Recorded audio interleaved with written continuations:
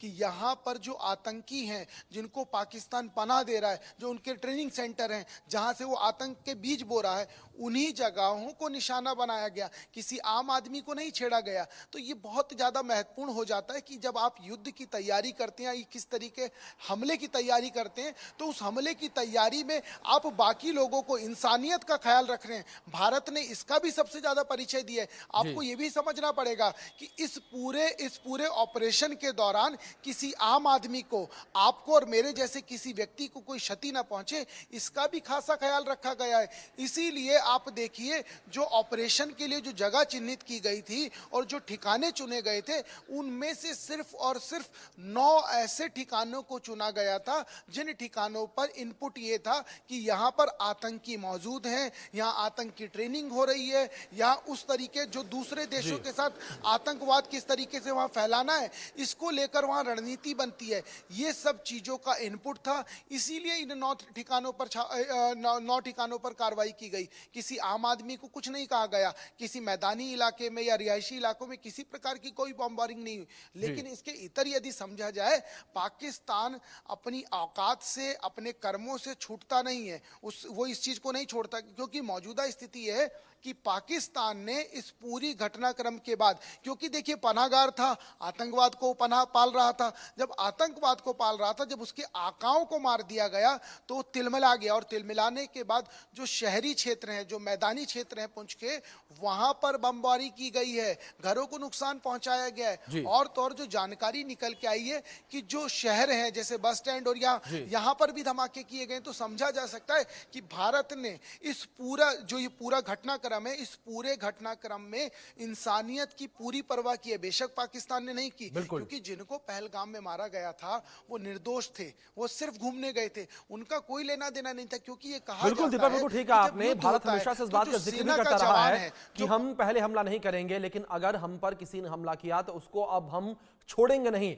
और जाहिर तौर पर जिस तरीके से यहां पर यह बड़ा बदला लिया गया है, 9 आतंकी ठिकानों को तबाह किया गया है। जावेद, मैं आपका रुख करूंगा। दूसरी ओर जिस तरीके से अगर बात की जाए यहां पर भारत पाकिस्तान को लेकर, लगातार जिस तरीके से तल्ख रुख यहां पर देखने को मिला है, भारत के द्वारा 9 आतंकी ठिकानों को तबाह किया गया है। दूसरी ओर जावेद, लगातार यहां पर यह भी कहा जा रहा है कि भारत अब आगे के लिए भी तैयार है। प्रधानमंत्री नरेंद्र मोदी का जिस तरीके से मैसेज सामने आया था, उन्होंने कहा कि आगे भी नहीं छोड़ेंगे हम।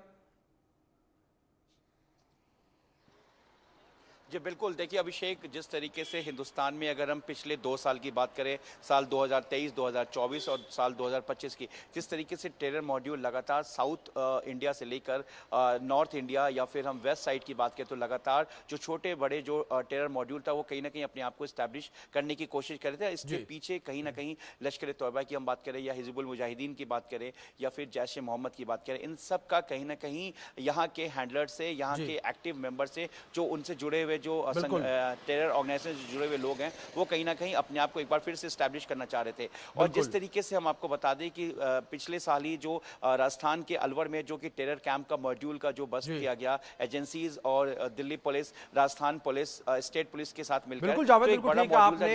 इस टेरर मॉड्यूल के स्थापित होने से पहले ही इसकी कमर भारत के द्वारा तोड़ दी गई है। मैं रुक करूंगा आपका, लेकिन इस बीच एक बड़ी खबर सामने आ रही है, जहां ऑपरेशन सिंदूर के बाद पाकिस्तान में खलबली मची हुई है। पाकिस्तानी शेयर बाजार में भारी गिरावट आ गई है। ऑपरेशन सिंदूर के बाद पाकिस्तान का शेयर मार्केट बंद हो गया है।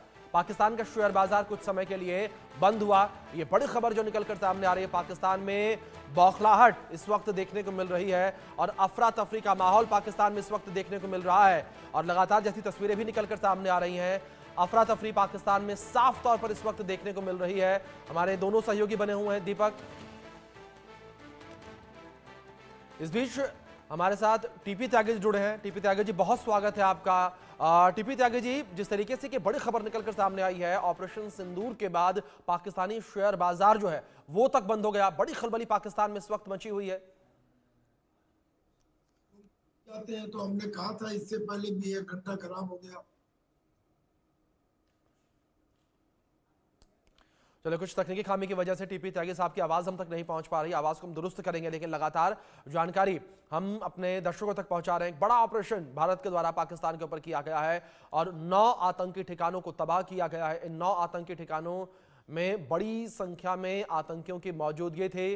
और इस बीच हमारे साथ defence expert TP Tyagi ji जुड़ गए हैं। टीपी त्यागी जी, जिस तरीके से सवाल मैंने आपसे किया पहले भी कि पाकिस्तान में इस वक्त बड़ी हलचल देखने को मिल रही है, पाकिस्तानी शेयर बाजार भी कुछ समय के लिए बंद किया गया, जिस तरीके से भारत ने ऑपरेशन सिंदूर को अंजाम दिया, 9 आतंकी ठिकानों को तबाह कर दिया।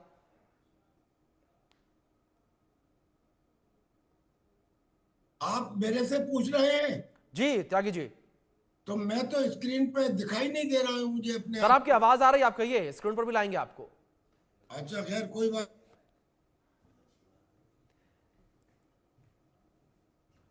जी त्यागी जी।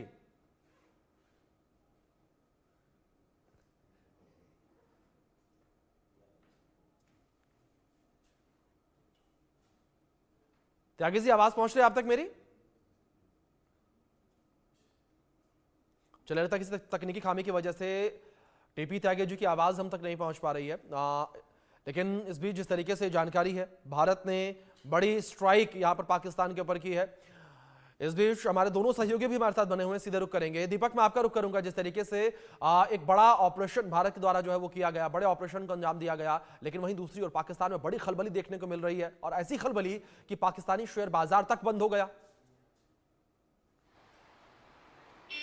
जी बिल्कुल, देखिए लाजमी है शेयर बाजार की उनकी क्या स्थिति होगी आप समझ सकते हैं। जहाँ 800 रुपए किलो आटा मिले, पेट्रोल पंप पे पेट्रोल लेने जाओ तो पेट्रोल ना मिले, वहाँ का शेयर बाजार और वहाँ की मार्केट की स्थिति का आप आकलन कर सकते हैं।